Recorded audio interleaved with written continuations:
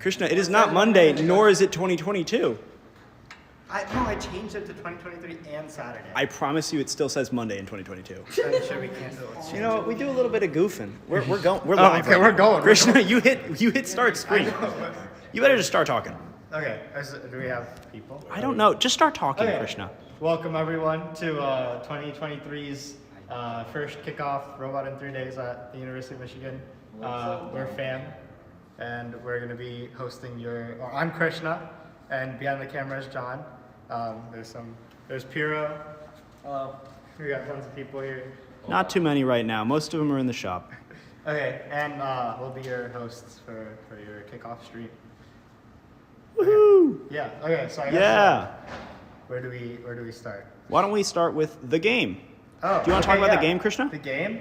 You know, it's I don't know how to put it. It's not the most extravagant, but it's still a pretty good game. You know, we have a lot of interesting things. We got to score these traffic cones onto these, like, what do you call them? Pegs? A Yeah. post, perhaps? Nodes. They're called nodes? But their nodes are for both of them. Yeah, I know. Those are the scoring zones. Yeah, the peg nodes and then the flat nodes for the Could you actually the grab bugs. the game pieces, please? I thought we had those in here. Thank you, Connor. Shout out to Connor, everybody. What a hero. Is it working for you? Yeah. It's a stream. Oh, thank you. You don't have to ask if it's working. Just keep going. Keep talking. So, you know, there's a lot of interesting things, and then there's like the balancing act that we have to do at the end of the game. Like, you know, some people have a difficult time balancing, but our robot will not. We'll climb up that hill. Do we want to be a little bit more, why don't we explain a little bit more in depth exactly what the game is? Perhaps not everybody knows. Oh, okay, I got you. Yeah. So, this year's game starts off with autonomous mode. The goal is we get these cubes, but they're not really cubes. We got this we call them the bug. Bube? The bug, sorry. The Ball cube, if you will. Because it's kind of, it's almost circular, spherical. Yeah, I couldn't call this a cube if I tried, but yeah. Yeah. So we have these bugs that we're gonna be placing, and then there's also Traffic cones. these traffic cones. You need These are the those. 2 game pieces. So the goal is we have a field, and you get these items, and you start with 1 in Auton, and you have to place it into these nodes, which are kind of like 9 by 9 sections. They look like stairs, you know. There's 3 lower ones, 3 middle ones, and then 3 high ones. And you get different points for placing them at different levels. So you're trying to collect these items and pick them up and put them on. The traffic cones go on these little, like, Pegs? I guess, yeah, pegs. They is call the them best nodes, way to but describe it. they're basically little You know, posts. Just drop them on and they sit like this. Great. And then the cubes have like a little flat area that you place them on. A little And table, almost. You could call Yeah, it a table. you could. Or a step. You know, Perhaps. step. And these that's like the entire game, basically. That's the game. You know, you just got to go from one side to another, pick up these boys and put them down. Mm-hmm. And then at the end game, there's this actually in Auton too, but there's this kind of like ramp-like structure. It's got a nice little. Do you want to, we have a clearer whiteboard over here if you want to draw it. One that's less cluttered with our ravings. Why don't we pull that guy down? Just, you know. Okay, yeah. So you got a nice. See the little- art, you don't need to hold on to the, It's fine. It's fine. okay, you got it. So like that, right? And when the robot, let's call this the robot right here. Yep, there's our robot. It goes up. Yep. But when it gets onto this ledge, it kind of flattens. So you got more of a Boom. like that. Okay, so it tilts towards you. Yeah, exactly. So then you gotta climb, and then when your robot gets here, it actually unflattens. It'll tilt back to that original position, Exactly. And then back your to a robot will be trapezoid. nice here. And so the idea here is that we want to balance our Yeah, you wanna trapezoid in the balance. middle. That causes some lights to go off. And Okay. these are scored 3 points after. Why don't we- the dice.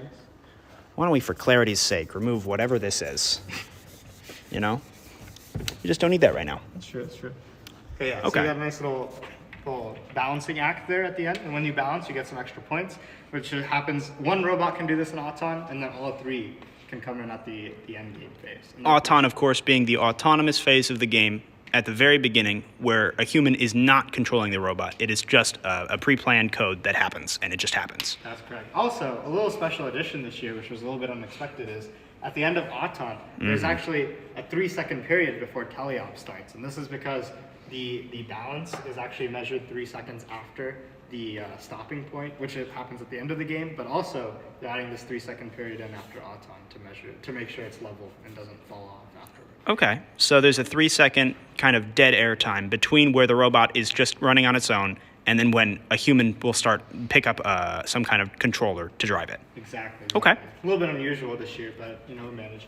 The other nice thing is your robot doesn't necessarily have to balance like this. If it's on the ramp at like this kind of stage, it can stay while not balanced, kind of tip over like this. If you and just have still brakes get so you don't points. fall back down the hill. Exactly. So you can still get points even if you aren't great at balancing it.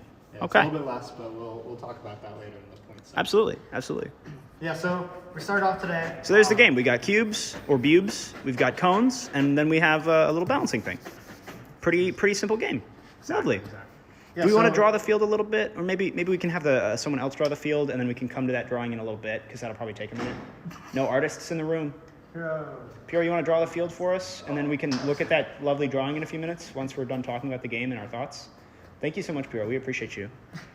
Okay, yeah. So today we hosted kickoff here. Yes, we in did. Michigan. Do you happen to know how many teams and individuals we had here at the North Campus today? No, I feel like the number of teams was in between 10 and 30. but- I actually happen to know. We hosted just under 500 individuals, and I believe it was 22 teams. It was just less than 25, I know, Okay. and it was in between 20 and 25. That estimate was correct. Yeah. So you were spot on. Not to mention, we also had a number of teams join us just for a short period to pick up their kit of parts. I think that number was actually twice as large. So we had nearly 50. That's crazy. Total visitors, if we don't count the people who actually showed for the presentation. Yeah. And So it was great. Yeah, honestly, in my perspective, it went off without a hitch. I think pretty much everyone had a really good time. So I was really happy with that. In regards to that, everybody doing RO30 today volunteered at kickoff. So we had a little bit of a late start. We came around 1:30 to start Absolutely. instead of right after the stream. But that didn't stop us from getting good here. progress done today. So Absolutely. Well, I mean, we're not done yet, obviously. that's true. But we still have a few hours. Absolutely. Actually, 3 hours at least. So we'll see what's happening. But yeah. So why don't we talk about a little bit of our approach towards this game? So we know that we have to pick up a couple pieces. We know we have to drive onto an elevated surface. So what do you want to talk about first, the driving bit or the picking up of I think it's pieces? best explained by the point distribution. Okay, I'd love to talk about that if If you we want. talk about the point distribution, then we can go into the Absolutely. design after that. Absolutely. Hello, everyone. Okay, points. So we did a little bit of a breakdown on how it is exactly that we score points in this game, because if your goal is to win a match of this game, I believe it's charged up, is that correct? That's the official name of this game? Yes. Charged up. To win a game of charged up, you and your alliance of 2 other teams will have to score more points than your opponent's alliance of 3 total teams. So it'll be 3 teams versus 3 teams every single game you play. 3 robots, for those of us who don't already know. So we have 3 different phases. The beginning is the autonomous phase for 15 seconds. So once again, that's when your robot is running without any assistance from a human. Then you have tele-op phase, tele-operated. So that's the main portion of the game. I think it's 2 minutes and 15 seconds. And you also have end game, which will happen technically during tele-op, but we consider it separate because you can only really do these at the very end of that 2 minute and 15 seconds. So this is going to be a 2.5-minute game. So very, very short, very quick, but there's a lot that you have to get done and a lot you have to prepare for ahead of time to make sure that you are going to succeed when you actually get on that field. Because if anything breaks, that means that it is going to be broken and you can't fix it, and there's no way it'll fix itself in 2 minutes. So you'll just be awash for that one. So autonomous, you get 3 points just for your robot moving, which is great. That's a really, really easy way to get some points. I believe you get, as we can see, 8 points for a robot on our pad. It doesn't actually have to be leveled to get those 8 points.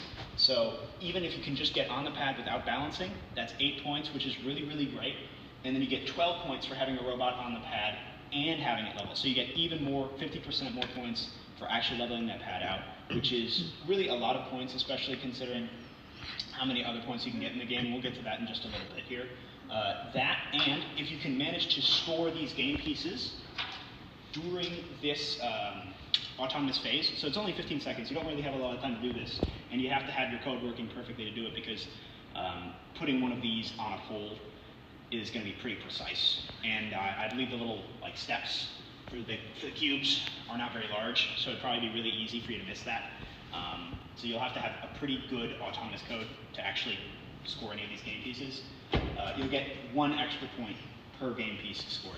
So everything in autonomous is a little bit more difficult because you have to have it working perfectly beforehand. You can't have a human correct for it on the fly, but you will get rewarded with more points for that. So we were looking to target to get about 11 points in our autonomous phase for our RI3D robot. We understand that if we had the full 6 weeks that all teams will have, we think we probably could have gotten more, but we are really just shooting to have a robot on the pad, and ideally we can score 1 game piece. And if we can do that, then that'll get us our 11 points, because we'll get 3 points for scoring on the floor, which we'll get to in just a second, and then we'll get 8 points for being on the pad. And we think that'll be really setting us up for success, at least when compared to other Robot in 3 Days competitors. Then we go to teleop.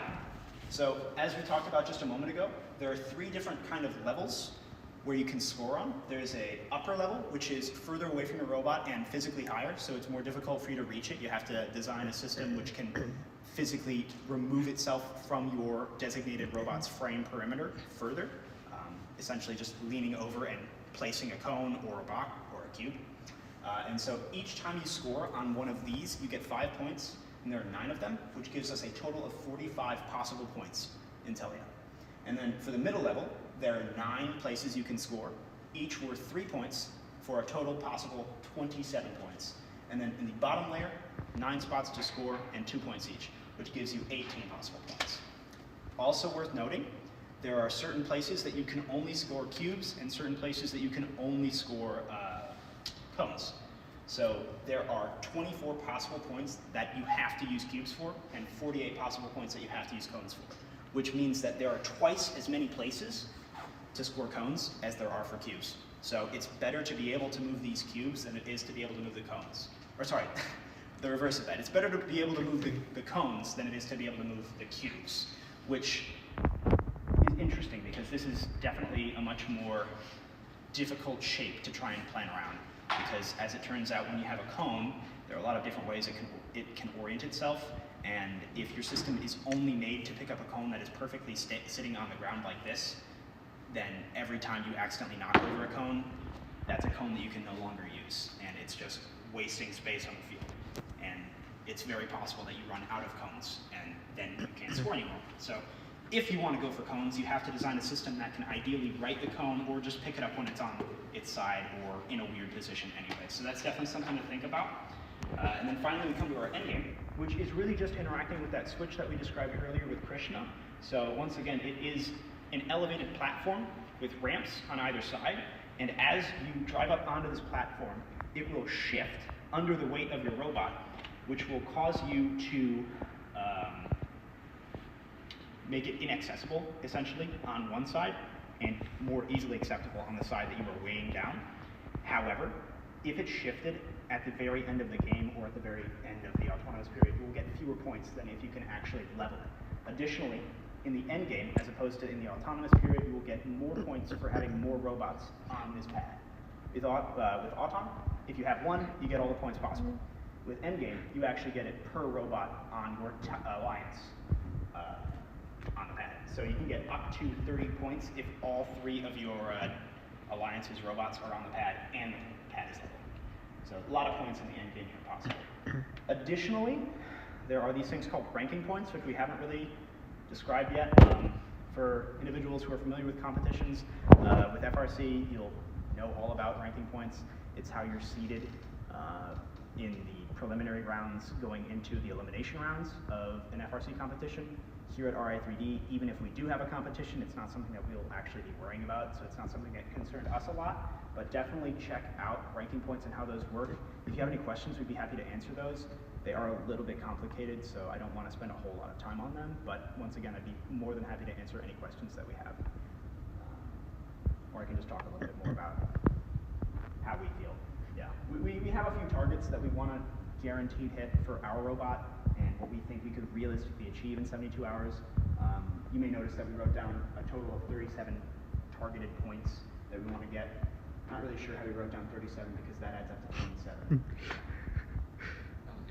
It's been a long day. Interesting. Anyways, we don't really think that these numbers are particularly ambitious. We just think that this is something that we could realistically achieve in our 72 hours. So for individuals who have the allotted 6 weeks, we would very much encourage you to aim higher and try and do something better than us, because at the end of the day, we're just trying to be a resource for you. And then I think we have our field done. I think Piro's finished with the artistry. Would you like Thank to you, Piro. take Yeah, I it? can take it again. Absolutely. Okay, let's go. You got it. Wow, that's great. We had a comment that they couldn't hear me. They couldn't? Oh, just a moment ago. Unfortunate. But, okay, nobody commented that a while ago. Well, so it's okay. it's fine. Hopefully they can still hear us. Okay, yeah, so here we got the field. This is great, Piro. This is like a top quality field, I'll tell you that. Yeah. Is this, wait, where's the Oh, it's a top quality field, but you don't know where anything is. what? Oh, okay. No, like the ramp thing. Is that this thing? Yeah. That's. Okay. Do you even know what the game is? No, I'm telling you, I thought there was a whole space here. Oh, But okay. fine. No, for sure. But yeah, okay, so we got the field here, got the blue and red side. So the human player stations are actually opposite of the player of your side. So like if the driver's right here, the human player is going to be here. This is So, what- to clarify, we will have blue drivers on this side, So I had them marked as here. right? And That's this where blue lives. And then blue's players will actually be over here when they are interacting and putting game pieces into the field, right? Correct. Gotcha. so we got drivers right here, and then the human player is going to be. I believe there's going to be like. Yep. So the people operating the robot will be opposite of the people who are putting game pieces into the field for the robot to pick up. So in order to get so there's 4 game pieces that start on your side of the field, plus each robot's going to start with 1, or up to 1 if you choose to. And then in order to get more game pieces to your side, your robot's going to have to travel from here all the way over to your loading zone, gather them, come back, and then play them in your community. And the rule is that opposing robots cannot touch you while inside your community. While they can enter it, it's very unadvisable, since if you happen to touch a robot, that's some penalty points that we do not want happening.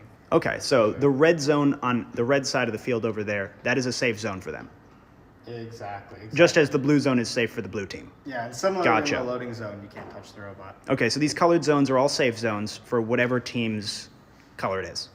Exactly. So yeah, so we have the field here, and then this was the tally up and end game point. Yep. Where the So ramp that's is, where our weird obviously. little ramp thing is that we talked about. So the safest way is to probably enter from the community, but if you're in a rush, just pull up from the other side. Skirt in there, There's no. You got to score problems some whatsoever. points. You're running out of time. Yeah, exactly. Absolutely. Exactly. If you were going for this goal, you're like, oh, I'm gonna make it. You're not gonna make it. Just stay up there. That's the point. And that's kind of what we got happening with the field here. So when we were thinking about the design of the robot, there's mainly, I guess, 3 points that we want to look at, right? First, Yeah. there's the chassis. Then there's some sort of, I guess, arm or something that we're going to use to lift the items from the ground plane to up here. Gotcha. Because, there's 3 levels of points that we want to Yeah. score. Obviously, Yeah. you can push them into the bottom, but the 2 higher ones, you're going to have to do some sort of lifting. Oh, we didn't explicitly state that. So the bottom level where you can score points, it is just on the floor. So if your robot can physically just push the game piece into that area, you will get a point for that. Yeah, as you can see right here, this is the ground level. Robot Gotcha. will be here.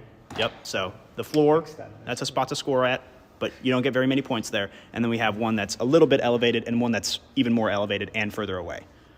Great. Thank you. So, you can push some game pieces, like maybe this little cone, Gotcha. or even a square could go into there. Or, Yeah. What is it? The cubes. A cube. Well, the beams. And then the cones also get dropped onto these little pegs. Yep. And then this is obviously a side view. Absolutely. And then we have a little top view here. So we've got 9 slots on this guy. Whoop. And then we see that these shelf areas are where you put cubes for more points. And then on the floor, you can do whatever you want, actually. You can put a cube or a cone in that floor zone. Great. Okay. Yeah. Yeah. Awesome. So yeah, the 3 things that we're looking at, right? There's the chassis. What type of drivetrain do we want? How are we going to build that? Then there's some sort of manipulator or arm that we want to have lift. And then finally, there's something that we need to attach to the end of the arm, right? Something to kind of- actually pick up exactly. the cube. Grab the cube or grab the cone. Like a claw off a claw machine. Exactly. And Gotcha. We'll talk about that a little bit more here in a second with Piro. So I guess that's a good way to transition. Quick Perfect. here. Let's talk to Piro. Piro, would you like to explain? Hi, Piro. How are you doing over here? I'm doing okay. You doing great? Could you speak up a little bit? I don't think Yep, they can hear yep. you. I'm doing good. You're doing great. That's awesome. Yep, so going into, like, right after kickoff, we started talking about design and what we want to really see this robot do. And very early on, we said we kind of want to see if we can get all 3 levels with both items, possibly. Yeah. So we split up into little breakouts, and specifically in my group, we started talking about what does that mechanism look that's going to lift up the items or transport them. Not necessarily grab or manipulate them, but Yeah. just the translation of the items. So if the grabber is like a hand, Yep. then you want to figure out how we're making the arm that can put the hand in the right place. Exactly. Gotcha. So we started with this basic sketch here. So here we have a chassis, basic chassis with the 6-wheel tank drive side view. Okay, so First- this is the basic kit apart chassis that teams can purchase from Andy Mark, and it's also the one that we have purchased to help us along on our robot in 3 days, because we can do it really fast, right? Correct, yeah. Absolutely. Really simple, basically like a big Lego set, if you think about it, Yeah. but with aluminum. So first thought we had was kind of a 4-bar mechanism. So for those of us unfamiliar with that, you basically have some sort of tower that stands still, Gotcha. and then you have this 4-bar over here. So when you say 4-bar, what exactly do you mean by Yeah. what is a 4-bar? So it's a kind of pivoting linkage system that's comprised of 4 bars. So the first bar will kind of be your 2 anchor points, and Yep. then the other 4 will all move. So one of these will be driven, one of these will... Do you need a better Sharpie? Or a marker? Yeah, That one looks like it's done. Yeah. Sorry. You'll have a driven one, you'll have one that gets pushed around, and then you'll have basically the coupler here at the end. Okay. So as this moves up and down, you can kind of see how it will translate from this position to this top position up here. Yeah, because as you move that top arm, the one that was previously labeled with a 2, I think, but got erased later, Yeah. it will force the other 2 arms that aren't already anchored to that tower to move.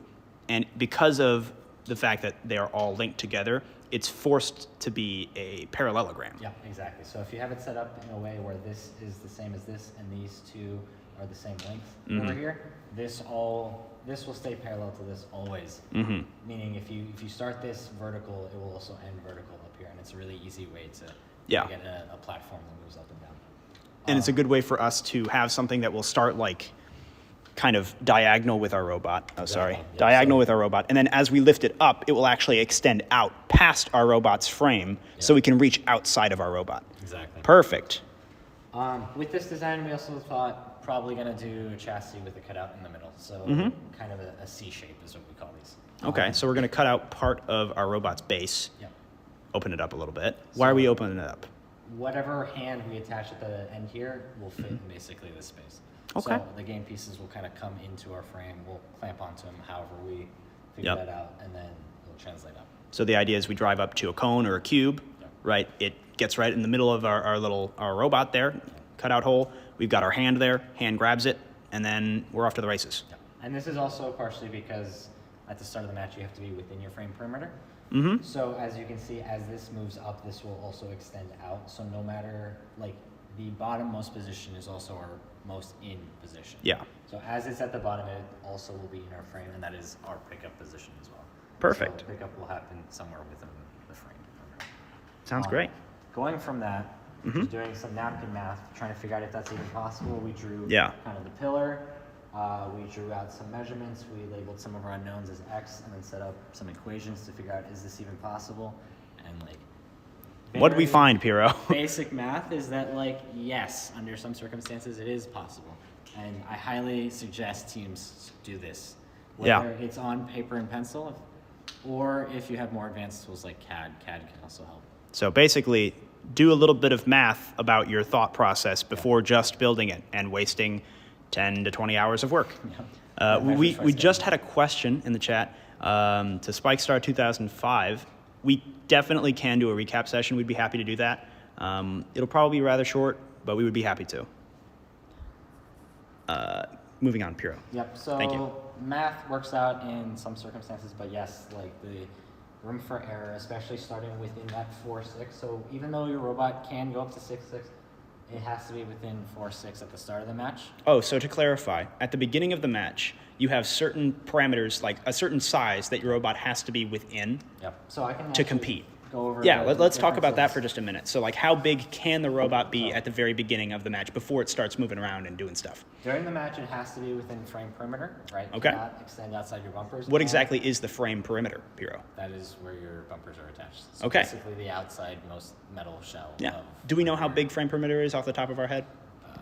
Normally, I think it's around 120 inches, which gives you about 30 inches on each side. Whatever 28 times 28 times 2 and plus 32. 32 times 2. That's 120. 30 times 4, yeah, it's 120. Yeah, it is. So 120 inches, I believe. Yeah, about 120. Great. So 120 inch frame perimeter, Mhm. all the parts have to be within that. Yep. Also, max height has to be less than 4'6". Okay.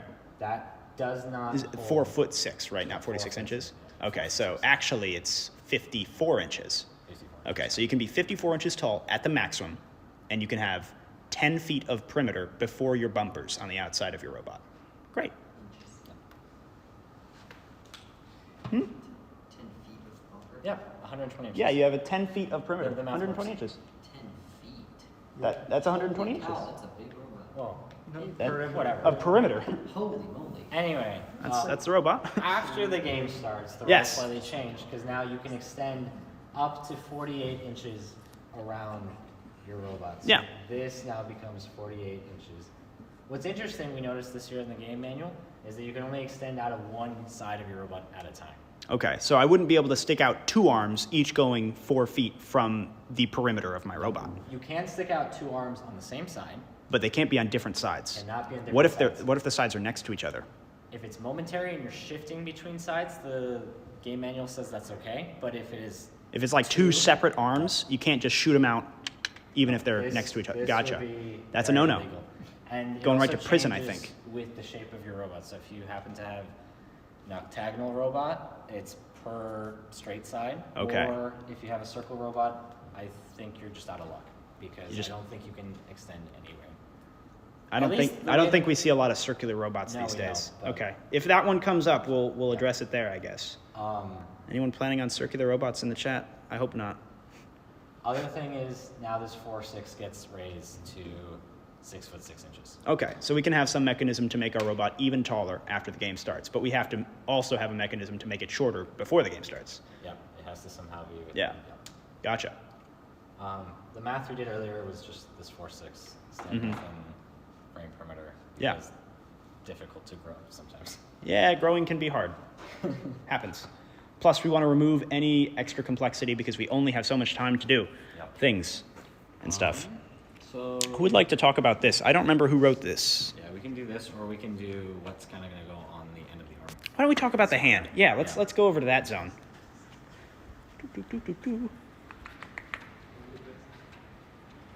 So this group over here kind of did a lot of thought work on what's going to go on the end of that arm. So a couple of the ideas that we floated around was kind of having two bars that are going to clamp with some sort of compliant foam. Okay. To kind of shape around either game piece, right? So Yeah. This is with the idea that whatever we make should be able to work for both the cone and the cube. Okay. Have different parameters. So we think two bars come together. On the inside of the bars, we have foam. That way, it can grip to any like shape that. Yeah. It doesn't matter exactly what like orientation's that, as long as the bars can open up wide enough to like grab the thing. Yep. Okay. Other ideas were kind of just two pincer type arms, and you can shape the geometry in such a way. A bit that- more like an actual claw machine then. Yep. Yep. You can shape the geometry with maybe like fins that are compliant. Maybe not the whole thing is compliant, more like the foam blocks, but just so the cube is held by almost the outside, and then the cone can be held by like an inner circular shape. or Okay. cutout. Other ideas or other features that could be thrown into the hand would be kind of like a ballast or a weight, so the whole thing can rotate. And this has to do with the cone. right? Yeah. So if the What cone- about the cone exactly? the cone on the floor can either be in an upright position or knocked over. Yeah. Um, What if it's balanced on its head? unlikely, but I guess that can also exist. Then you could just knock it over and then it's on the Exactly. floor again. Problem solved. So either in the upright or the vertical position, maybe you want to rotate it, right? So having Mhm. a whole hand mechanism on something that could rotate, or even rotate with the weight of the cone. Yeah. So Almost like maybe if you had like the cone on a string and you let the heavy end drop. exactly. So Okay. when it always is vertically rotated. Not 100% sure we'll go with something like that, but it is on the table So why do we want to rotate the cone in the first place? to place on the pegs. So Mhm. as you remember, we have these 3 levels. And Yeah. parallel with like the 3 platforms, there's also like these tubes that the cone needs to be placed on Yeah. top of. So basically just vertical pegs, and that's where the cone lives. And so if it's not right side up, you can't put it on there because Exactly. it just won't work. Yeah. Gotcha. Other things floating around, we had people looking up videos of automatic cone placers used in construction. And they have some pretty interesting mechanisms. Highly would recommend looking that up on YouTube to get some inspiration on how to manipulate cones on the ground and rotate them. One of the interesting things that they do quite frequently is have almost like a bar to rotate or hit the cones from a down position to an up position. And a lot of times, I guess they also have it in a way that it is as the machine is moving. So the machine will almost have a bar and kind of ingest and lift up the cone, or as it leaves the machine, it makes it right. Kind of like this. So you see this cone's knocked over, there's a bar here. You can Okay. almost imagine as this frame drives over this, it will hit this top lift of the cone and make it upright as it's in the frame. Okay. This takes some finagling because Do the we want to cube. grab the cone for 2 seconds to see if we could like kind of just show that visually with like our hand or something? Yep. Yeah. This also takes some finagling because the cube also has to fit through that same gap. So I'm so sorry, Piro. That's Maybe it. we shouldn't be throwing game elements. At least not that one. Okay. A little bit of violence. yeah. Safety first, teams.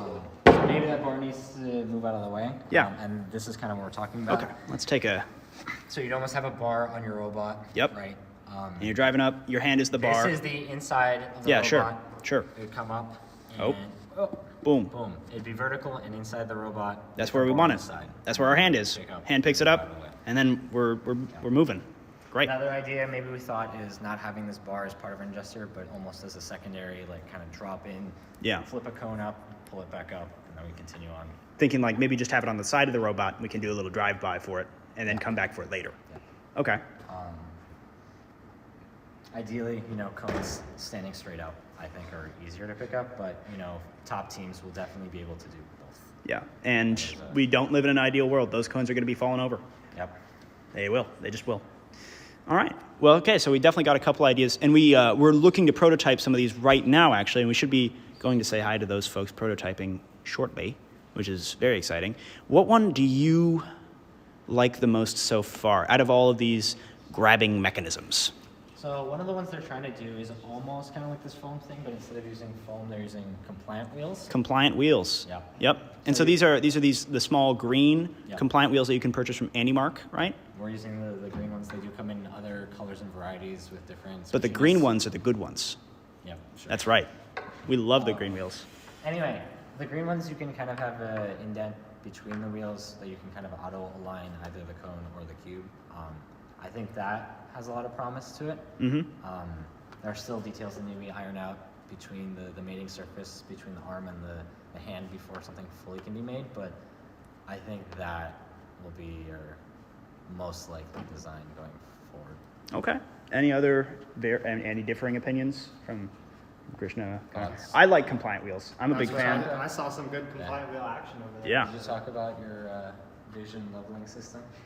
Vision Yeah, leveling there's- system? There's a idea, so like us as RA3D obviously do not have the funds for a NavX, right? What is a NavX? It's like kind of like a gyroscope, what do you say? It's a gyroscope. There you go, yeah. A NavX is a gyroscope. It really tells you a lot of stuff like what angle your robot's at. It can tell you some barometric pressure sometimes if you get a good one. Other stuff like that, elevation, all that kind of stuff. What So why would we direction want you're one of facing. those? Well, it's kind of really useful if we take a little trip over here. I love trips. Specifically for autonomous. Yeah, specifically for autonomous, but in general too. Where do we draw the little picture? What are you talking about? What? The one of no. No? It's fine. I'll just draw one right here. Okay. So Art skills coming out. obviously on the ramp section, right? Yes. We have something like The famous ramp. this. And when your robot's like driving up to it here, Yep. you know, you're level, you're flat. You sure are. And then you go up, and now you're at an incline. Yep. And this incline increases, especially when you're like on this this section. And what we want Because is the our ramp robot, moves, Exactly. We want our robot to be in the top here, right? Yep. Nice and flat. Level. Exactly. So in Auton, what we do is we want to drive up towards this ramp, and then as soon as we get on it, the NavX will tell us, oh, like your angle is not 0, obviously. Which is not what we want. We want Exactly. 0. I think it's like around 11 degrees or something. I'm not. Don't quote me on that. You find that in the rule manual. Yeah, it's in the rule book. But you know, you get up there, you find out that you're at 11 degrees or something, and then when you see that our robot's back at 0 from the NavX, then you know, oh, tell the Auton to stop moving forward because you've reached the top of or you reached a level situation in Auton. And that's kind of an easy way to do it, so we don't have to deal with like time-based or encoder solutions, which really are not the most accurate, especially when dealing with something like this with like a ramp that kind of collapses on itself. So the NavX is just a really fancy, expensive method of making sure that our robot can level itself out on this platform. Exactly. But Which is like, why we aren't doing it here at RI3D. Exactly. You know, we don't really have access to an NavX at the moment, but some teams would do, and if you do, you know, it's a great option for your Autons. It can also be used at the end game. Obviously, you'll be able to see where your robot is, but you can use it to kind of figure out like, oh, this is like we're on the incline, we're not. Move around the map, type of thing like that. It's also good for positioning, figuring out what angle you're facing, stuff like that. So like lining up to score, you know, you could be like, oh, I'm at a 90-degree angle against the field, or 180 on the other side. And that'll help you make sure you're lined up straight instead of diagonal, right? Which is a little bit harder to see with your robot, especially when you're picking up cubes from your from the human player station and stuff like that. But that's kind of some uses for it. But obviously we don't have one, so we were brainstorming and we found a nice little alternative, which we won't be using. I actually recommend against this alternative, but I'd like to state it. So, you know, what if you were to get, you know, a level? A level as in Like the one what a carpenter might use. Yes, exactly. It has like this, and So there's like a little bubble. Yep, Kind of looks like that. sure. And you take this level, right, and you place it on your robot. Of course. Right. You know, you have your robot. Maybe there's some sort of like thing here. You place your level, and here you place a little camera. So you have a camera staring at your level At the on your level, robot. right, like that. Okay, Little that's level. one way to do it. And now, Yeah. right, this has to be done in Auton, obviously. So you can't be like looking at the camera and stopping the Auton yourself. So what you do, computer vision solution, right? Computer vision You solution. look at this bubble, right? You have the computer You look at the make sure bubble. this liquid is colored of Yep. some sort. That way it can And see this the bubble. is not colored. Now, when your robot sees the bubble in the center, It knows to stop. It knows to stop. And you know, you can actually do this vision with like built-in WPI functions and libraries. I see. Just saying. But this computer vision solution could save you, you know, hundreds Some of amount of dollars on Hundreds of dollars on a your fancy NavX. gyroscope. I'd just like to point that out. And I think, you know, we were thinking about it, but we feel like using a camera for a more enticing visual computer vision processes might be more useful. So we decided to forego this idea. Do we actually have a camera this year? I don't recall. We have a camera. Putting it on the robot, we still need to figure that out. I see. This is a way to do it. This is one way to forego the NavX solution. I Yeah. just like, you know, if you have a compass, put that over here. Make the camera face that too. You know, you can see like what direction you're facing. That's your yell right there. I just like, Yeah. you know, You there's a lot you of could have solutions. yeah. And like, You'd have to know exactly what way your field is facing. exactly, and you know, that's a negative sign basically. You know, if you're right, Sure. you're facing one way, you know, we'll figure it out. Sure, you That's- could do That's that. something you can figure out before the game starts, when you get to your venue of the choice. But you know, there's a lot of solutions here. You know, if you have like some sort of like, if you don't have encoders, a pedometer could work here. A pedometer. Yeah, you know, like 1, 2, 3 steps. Yep. There's plenty of cool things you can do with this vision solution to the NavX problem. Just like to put that out there. Well, thank But- you for sharing, Krishna. Exactly. We're here for you guys. You know, that's why we do this. But I guess that's good enough talking about, you know, Computer vision and making a ramp level. Well, yeah, I was gonna say, more mechanical stuff. Of course. So I think we can move to Connor and talk a little bit more about the program. Let's talk about programming, Connor.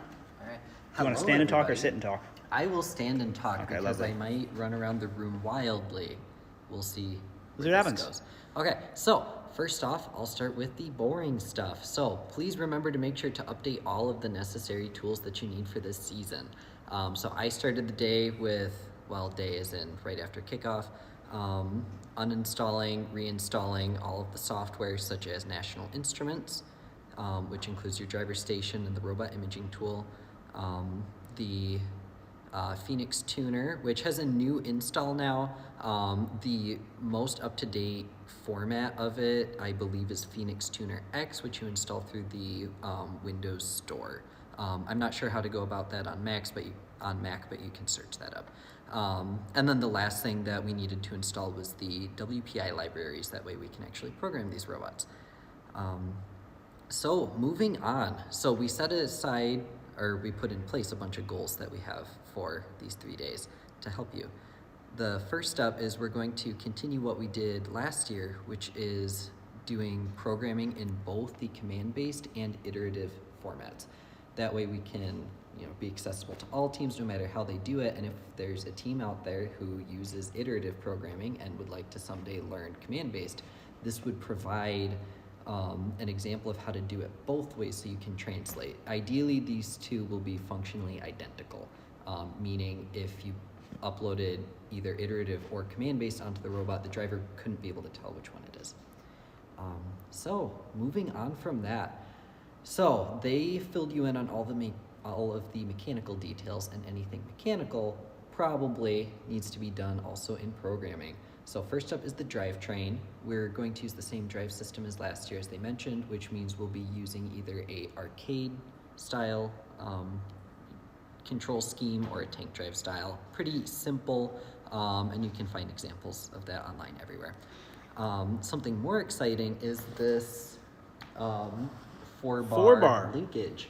So we're going to see if we have the supplies for this, but my goal is to mount an encoder right there on that joint. So what encoders do is they measure wheel rotations, and using that we can determine the angle that this 4-bar is at. So the thing about this whole system is if we just have a motor on it and say we want it to stand at 90 degrees with respect to the support beam, you'll power on the motor and it'll get up there eventually. And then when you cut the power, because it's there, it's just gonna sink back down. If you have brake mode, it'll slow it, it's just not gonna stop it. So you need a little bit of control to help that out. If we can get this encoder working, we'll do a demonstration on how to do PID control, which is it's a very sophisticated way, but also a very simple way of solving what can sometimes be very complex problems. So we hope to get that for you so you can all learn from an example. Do you want to elaborate on that at all? On PID? Yeah, I'll do like a high-level overview. So it Perfect. stands for proportional integral derivative. If you haven't taken calculus, I'll define those terms for you. If you have taken calculus, think about calculus. So the proportional term. What that does is it looks at all of these look at the error between the robot's current pose, using this as an example. Imagine this is the robot. So it's folded into itself right now. Folded right? in, and our goal is for it to be upright at 90 degrees. Gotcha. The error is defined as the distance between the Where we current are now. pose And that goal. and where we want to be, just like Gotcha. that.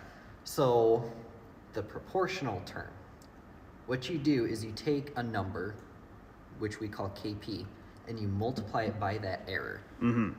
That computation generates the power that you need to send to the motor to correct it. Okay. That KP value, I say it's a number. I don't know what it is. It depends on your robot. It depends on the motors you're using. It depends on your gearboxes, and it depends on the mass and moment of inertia of your mechanical system. I want to interrupt you for 2 seconds because there's Yes. someone who you might care about who just, 2 people actually, who just commented. You got Danger Davism and Cbot 6. Hi, Colin, and hi, Dad. Okay, so anyway, So that's the proportional term, and it's the most simple, and you can imagine it as just a spring. So if the robot is far away from its goalpost, let's attach a spring, one end of it here, one end of it here, and it wants to pull them together. Yeah. Hooke's law says the further you pull the spring, the harder it's going to pull back. Pretty simple stuff. Makes sense. And that's exactly how KP works. The larger the error is, the larger the control signal will become. So moving on, integral. It is if you know calculus, you'd recognize it as a sum. What you're doing is you're summing all of the previous errors. So when the robot turns on, it's going to start tracking, calculating the error, and it's going to just keep adding it, just the whole game. And you multiplied that sum by another constant, Ki. And what that does is the longer the mechanism is not at the desired target, the more power it's going to give. This reduces steady state error because, let's go back to our spring. Say we have a really, really strong spring. Yeah. But it's still a real spring. Okay. It's going to pull, and it might get like pretty close. So we can imagine this point moves up really fast at the beginning, and then it just sits there. It's because all it's doing now is it's just exactly balancing the force of gravity. Sure. Ki nudges that up incrementally to make it perfect. Most teams and most applications, you will not need Ki. It's a very, very That's more of a chaotic precision term, tool. and it's very precise, exactly. Gotcha. Last term is the derivative, which is the change in error over time. So as the mechanism attempts to correct itself, the error will decrease. So that's a negative number, and we're going to multiply that negative number by Kd, which is just another tunable parameter. And what that does is it's going to counteract the forces of the proportional term and the integral term. That way, it slows it down. Because, let's think about our spring. I said use a really strong spring. It's actually not going to go like this if it's really strong. It's going to Overcorrect. Yeah. and overcorrect. But we don't want to go over that 90 degrees. We No, only we- want to get exactly to We 90 want degrees. to go exactly there. So the first one is to move us. The second one is to track where we are the entire game. And then the third one is to make sure we don't go too far. Is that It correct? gets rid of overshooting. It's a viscous damper. Viscous is exactly what it is. damper. We also had a question from Seabot, Colin. No, the robot's not done. It is. We're like 6 hours in. We'll show off the robot, what we have in just a bit. We'll transition to the lab. The robot. The robot. I wouldn't Okay. call it a robot yet. So, but that's the hopes that we have. Yeah, we'd hopefully we like get to show do you how that implement with a that in PID. code. So then the last fun thing that we're hoping to get done is more computer vision work, like what we did last year. Like with our lovely level setup over there. I was not aware of the level setup until Krishna was talking about it. My plan is to try and figure out how to use those April tags. So April tags I discovered in some research earlier today were actually developed by a group in the University of Michigan. Oh my goodness. So it's kind of ours. It's our thing. It is our thing. What is an April tag? An April tag, it looks a lot like a QR code, Okay. but it's just a pattern of black and white squares. It can actually be decoded into a number, which can be useful in some robotics applications. For us, it won't matter too much, but the important thing is that that April tag, depending on where you are with respect to it, it's going to have a different shape. So if you're looking at it dead on, it's going to be a perfect square. But if you're, say, looking at it from an angle, the close side is going to appear larger than the small side. Then the Those far sorts of side. things. Yeah. Or than the far side. Yeah. Thank you. So with that, there's enough information there to know, like measure the X, Y, and Z distance between the April tag and the robot. That can help you hone in the robot as it drives to place the game pieces on the nodes. So basically by scanning this, what is effectively a QR code, the robot can figure out exactly where it is on the field at all times. As long as it can see. As long as it can see, and you're limited by like your camera resolution and stuff like that. Yes, So, you do need a good camera. But what we'd like to do within these 72 hours is figure out one, how to do it, so we can maybe walk through some implementation because it might be a little bit tricky. And then the second thing would be to like actually see how accurate this is. We'd love to see how So to useful test this it will be for teams. in practice. See, maybe it works really well. Maybe it is unfortunate. You know. We'll see. I have pretty high hopes for it.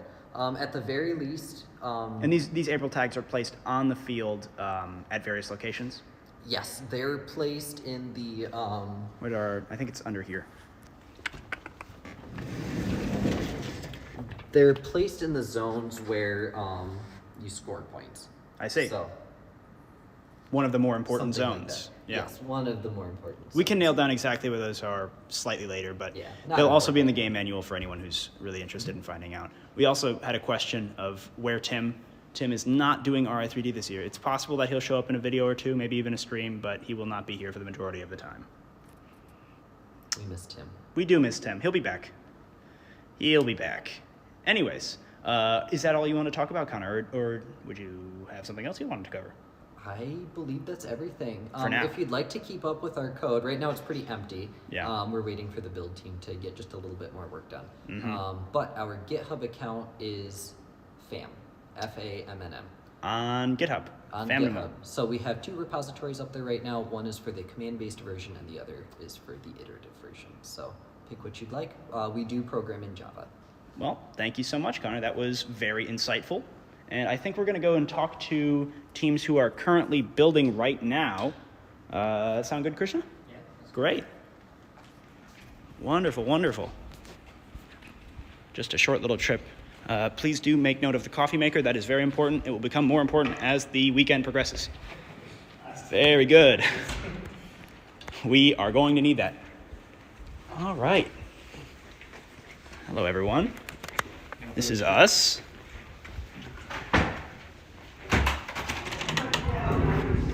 Alrighty. Welcome to the Makerspace, everybody. This is where we'll be working for the majority of our time during the RI3D build. Who would like to talk about what they're doing first? Piro, I found you first. I'm doing nothing. Piro, bad. yeah. I need some 3D printed spacers for tomorrow, so I'm going to be designing some spacers and 3D printing them overnight. Spacers for what, Piro? Our hand grabber thing. So we're using compliant wheels. Yep. We decided to make them spin a little bit, like let them be free spinning slightly. And with that, they need to be spaced from the aluminum bar they will be attached to. Okay, great. So a little plastic piece to go in between them. Kind of like a little PVC pipe washer, or it's really just a washer. It is just a plastic washer. That sounds great. Thank you so much, Piro. No problem. All right, let's head over to where the chassis team's working. We did have a message about Raina. I don't know if you know who did. this is, Raina. Someone says hello to you. Oh, that's I- my code. That's awesome. Well, they say hi. How's the chassis looking? It looks like we have a nearly completed Andy Mark chassis. Actually, long chassis specifically. The long. Do you want to talk about the long chassis? Okay, so for the long chassis, we have to cut the sides, and we're actually just about done building it. That's fantastic. How long is the long chassis? Pretty long? Pretty long. That's Yeah. crazy. And when did we start building this? How long has this taken us? This has taken us like 3 hours. 3 hours? Yeah. Oh my goodness. But it's Wow. done. For one of the longest chassis in all of Andy Mark's history. That's got to be a world record. I agree. Great. And then we also still have to cut part of it out, right? We talked about that earlier We're where gonna make a C chassis. So it's we're gonna gonna be- cut from this end or the other end. one of the ends. Looks like they're both about the same. They are. That's fantastic. Great. Is there anything else that we're missing on this long chassis? No? No? Wonderful. Why don't we take just 2 seconds to look at our old robot? This is last year's robot in 3 days robot. His organs have been harvested. It's really just a husk. Don't show this to your kids. It's rather graphic. There are 2 motors, or 3 motors remaining. Yeah, I'm gonna take this off the screen. I don't want to get age restricted. All right, what's happening over here, prototyping team? Is everyone okay with being on this stream? I don't want to put anyone on who doesn't want. Okay, great. Who wants to talk about whatever's going on here? That's a good question. What is going on? Yeah, what are we prototyping, guys? We're prototyping a grabber for the game pieces. Ah, Grab both. let me walk over to you so I can hear. I'm so sorry. There you go. It's just phone audio, so it's not great. Thing a second ago. since harvested the compliant milk. There's a picture now. We have a picture? Where'd the picture go? We love pictures. The picture's in the other one. It's over there. Oh, well, that's moderately inconvenient. This will be somewhat what it is. Okay, so we've got 4 wheels. Okay, great. We're So using it's, compliance wheels the green together ones. like this, so that you can squish both the cone and the cube. The squish can factor in for the difference in size. Sorry for stealing the cone and the cube from you. That was our bad. It's okay. It's okay. Do you need those back? Eventually, yeah. Okay, we'll get those back to you soon. Promise. But more or less, the gist is this isn't the right one. This is the shorter one. But there's one of these and another one of these. Where'd the other one go? It's okay. There's It's 2 only of the first these. day. We don't have to have everything perfect yet. There's 2 of these. One of them's going to be fixed. The other one's going to be just on a pivot. Okay. In theory, we've spaced them out so that based on a little cardboard mock-up we built, it should be able to grab both the purple thing at about its midpoint and The cube. the cube at about its midpoint. Yes. And the cone. So It's not cube really- and cone grabbing technology. That's Yes, incredible. very. So is there a real strong reason why we only want one of the little hands to move instead of both of them? More or less simplicity at the moment. And why do we want simplicity? Because we have how many hours left? About a few hours. So we only have so much time, which is why we want to make something very simple and in a sense, foolproof. For teams that have lots of time, try and do better than us. Something better, yes. Yeah, be better than we are. You could. It would be easier to some extent to make 2. Mm-hmm. But one of the thoughts we were having early on in the process is it might be better to actually move both like in parallel to each other. So instead of like slapsticks, that was loud. Sorry. It's okay. Just more like that might be advantageous to some. Because then you can evenly grip the cube, which is in here, and then the cone, without kind of, because the concern I have with what we're doing Yes. is when you grab the cube, really only one compliant wheel can sit on it. Yeah. On the On the pivoting movie arm. bench. And Yes. the same thing with the cone. With the only cone. front wheel can sit on it. Okay, so it looks like with this design, we will only ever be getting one out of those 2 possible wheels on the right-hand side. Yes. Okay, and so we're Which- thinking about ways to which maybe could get be a 2 drawback. wheels. Okay. But it could also not be. We'll need some more testing. Yes. Absolutely. Which we'll get back to you. Yeah, I In a can't later wait. episode Maybe tomorrow. of this. We might know tomorrow. Great, that sounds awesome. We actually had a question in the chat from Colin. Colin, don't tell anybody else yet. This is actually secret. It's gonna be on the robot, I promise. He's coming back. He never left. All right. Anything else? Who hasn't? Who have I not spoken to? Are you talking about the hook? No. Anyone else want to talk about the stream? Finished the chassis. The chassis is done. The longest chassis of all time? That's crazy. The longest chassis Andy Mark's ever sold in a kit of parts? Oh my goodness. Do amazing things. We're gonna win so many awards with this. That's awesome. Thank you. You're welcome. Thank you, everybody. Everyone involved. Great. I think we're probably about ready to do that recap. Dom, is there anything you want to add to the stream before we go do our little end of stream recap? Yeah, Dom, you're in charge. I am in charge. He's the guy I'm in not charge. Doing much, though. That's not. Well, you know what? You're delegating. That's true. I'm delegating. I got food. We're gonna eat lunch. Everyone We're loves the gonna guy who eat, gets so food. We need that's that. my goal. Why don't you come with us? We'll do a little. We'll wrap up. We'll food haul. We'll Kroger haul. We don't have to do a Kroger haul. I don't. I'll come for the recap. YouTube videos are unfortunately not quite promised yet. We don't have a very defined schedule. We hope to have multiple YouTube videos, but we can only guarantee that there will be a reveal video. There will be a reveal video. That'll happen. That's a guarantee. Oh, That'll Connor happen. said it all? Oh my goodness. Thank you, Connor. Okay, are we actually doing the Kroger haul? Do the Kroger haul. Okay, yeah, absolutely. Yeah, what do we got? Let's see it. Bread. We need Condiments. that. Yeah, uh-huh. You want to name the condiments? Yeah, which condiments? Which are your favorite? My favorite has got to be the pickles. Really? I'm a big pickle guy. Pickle guy. Okay. Pickle guy. Yeah, I respect that. I like a good pickle. Peanut butter and jelly for those that don't want the meat cheese. Meat-based products or Exactly. animal-based. Yes. Colin does not like pickle. Oh no, Colin is sad about YouTube. I'm sorry. I got this. I'm really getting hated on for my pickle. I mean, it could be both. We got There were a lot of nice frowny faces. smattering of sandwich cheeses. We got pepper jack, Swiss, provolone. Yeah. ham, turkey, 3 pounds of each because we're feeding a hungry horde. A host of individuals. A host. And then to keep Uh-huh. things healthy, Absolutely. we got some Vegetals. We got some vegetables. Yeah, this is officially healthy now. This is healthy. This whole meal is healthy. And then we got Yeah. chips and cookies to finish things off. You need to hold on. The cookies have to go at the end because that's dessert. Cookies, that is, oh my god. Yeah, you got to put that as dessert. I'm sorry, I don't have really large hands. There we go. You know. And then we have the So, silverware yep. and cups from about You a need those year to. ago. So Well, I mean, they're still good. they're still good. They don't go Silverware bad. and cups do not expire. That's huge. Precisely. That's a great haul, Dom. That's awesome. Do you want me to run home? Wait, don't have plates. Wait, we don't have plates. We don't have plates. What do we need plates for? I can run back to the apartment. Bread is kind of like a plate if you think about it. I agree. We'll figure it out. Anyways, let's do that recap, okay? I don't really want to hold this phone anymore. I feel like I've been holding this phone then for end the the past stream, John. year. No, we got to do the recap. Okay, do the recap. Yeah, okay, you got it. No, you're recapping now. You're starting Frank. You can't leave. Okay. Recap. What time is it right now? Do you happen to have the time? It's 8:42. It is 8:42. RI3D started at 1 p.m. today. 1:30. 1:30? Well, no, but We didn't get here till we 1 to 2. wasted half an hour. That's on us. Okay, that That's is not our fault. Let's That be is our fair. fault. I mean, yeah, we're finishing in So we've at been 1. 7 hours and 42 minutes in. And we have a chassis. We are actively prototyping. We know what the game is.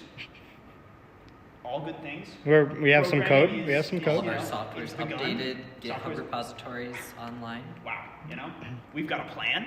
Yeah. The plan is to do some more prototyping, which isn't much of a plan, but it's a No, plan. I think most importantly we have food. I mean, that's a good plan. However, not really relevant. I appreciate the enthusiasm, but we'll stay on focus. So I really, I guess- guess the rest of tonight is definitely going to be focused on prototyping and figuring out which mechanical systems we actually like, which ones we don't like, how we can improve them as best we can in our limited time frame. And as we do that throughout tonight, we will move towards tomorrow morning and tomorrow early afternoon into actually trying to fabricate those as best we can. And then hopefully, we'll try and put things together around this time, or maybe later by tomorrow. Really, really hoping to have something big to show for tomorrow. Because, I mean, already having the chassis put together by now is pretty incredible. I think that's really fast for us. Oh yeah. Yeah, so that's really nice to at least have that as a baseline of, okay, you know, we got something done today.